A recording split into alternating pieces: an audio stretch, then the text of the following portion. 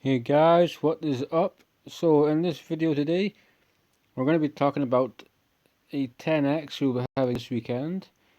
It is a very special 10x because in this 10x it happens once, so it will not reoccur.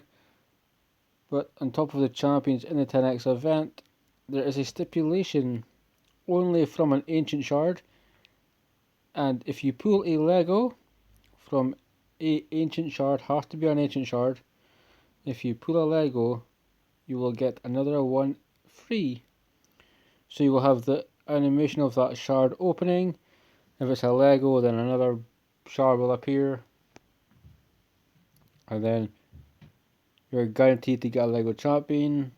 But it won't reset your mercy counter. You may hit mercy when you get the first shard, but that's fine.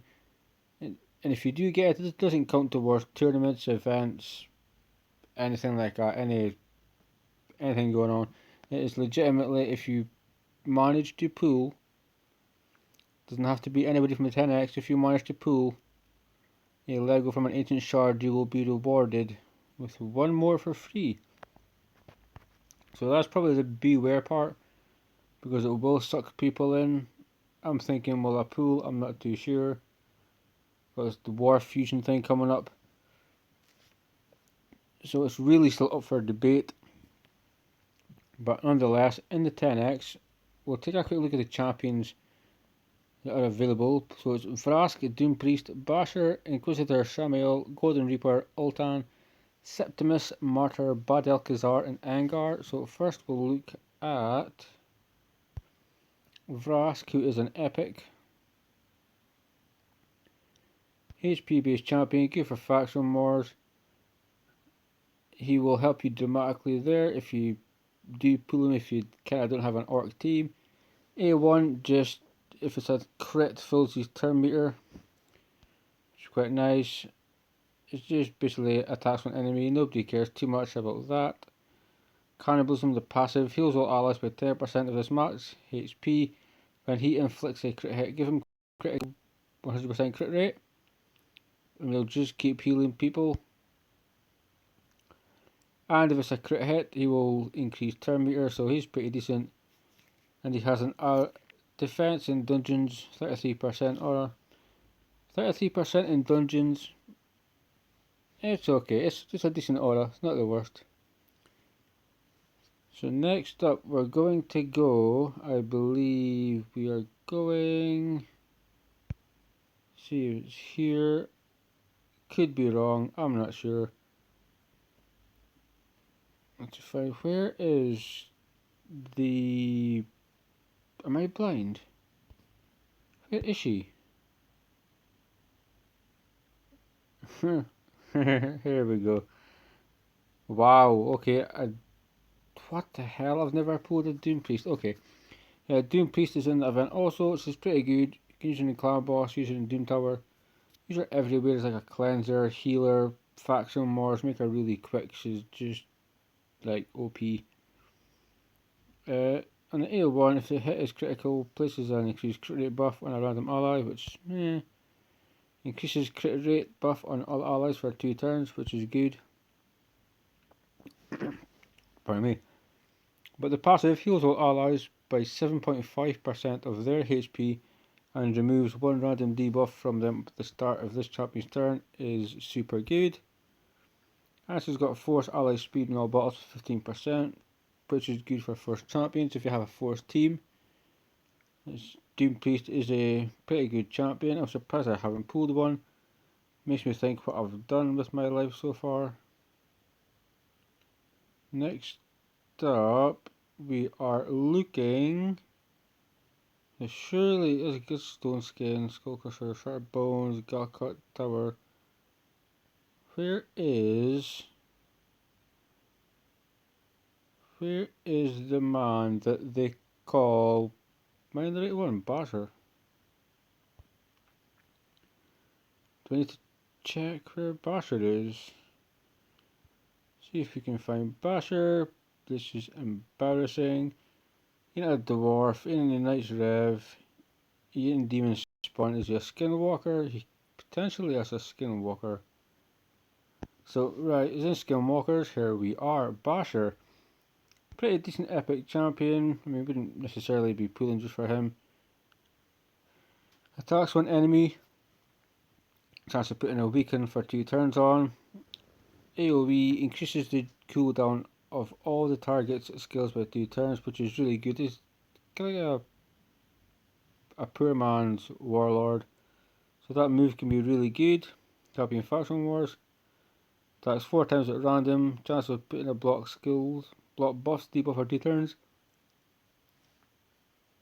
Pardon me again. So hell yeah. Basher's not a bad epic champion. Certainly not the worst. Now, the next one should be in here. We have a few champions, so let's just jump on this one first. It's Golden Reaper. Golden Reaper is pretty decent. A good thing about it is the base speed is 111, which is quite insane. Attacks one enemy, chance of decreasing the cooldown of one of a random ally's skills. That's good. Maelstrom. AoE decrease attack. And if they're not under decrease attack, will decrease the turn meter of each target by 20%, which is really good. Alacrity, this is the move she's known for. Places 30% increase speed. Buff on all allies for 2 turns and boosts their turn meters by 20%. Like Apothecary, but he's got a 4-1. He has a single hit.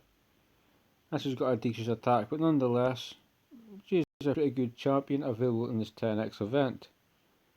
Next one. Where's my list right here? We are looking for Inquisitor Shamiel. Is he Sacred Order? Yes, he is. So this dude can nuke. I've seen it. He's an epic, but he can hit stupid numbers. A1. Chance of decreasing the duration of a random buff on a target by 1 turn. Every time an enemy places a debuff on an ally, uses a skill against the enemy, which is cool. Counter attacks will only deal half the damage, when normal attack cannot be critical hits. A2 hits 3 times, ignores defense in the first one, will ignore potentially a further 25% of the defense for each buff on this champion. Also places 2 fear if he kills an enemy, which is okay. Dauntless, each crit hit fills the champion's turn by 7.5%. Whenever an ally receives a fear or a true fear debuff from an enemy, the skill will instantly remove it. So really good against missiles, fears, mitigating monster, anything like that. Ceres. Really nice passive to help you survive. So now we are going to look at some of the legendaries available. And the first one's pretty old school. You could do with a pork pie or like a sandwich or just something to eat. Animation's okay. It's Altan.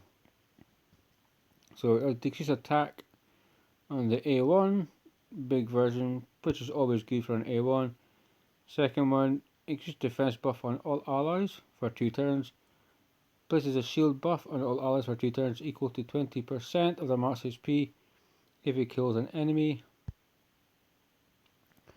And nice little passive, revives a random ally with 30% HP each time this champion kills an enemy, which is pretty cool. Also resets the cooldowns on this champion's skills if this champion kills an enemy and all allies are alive.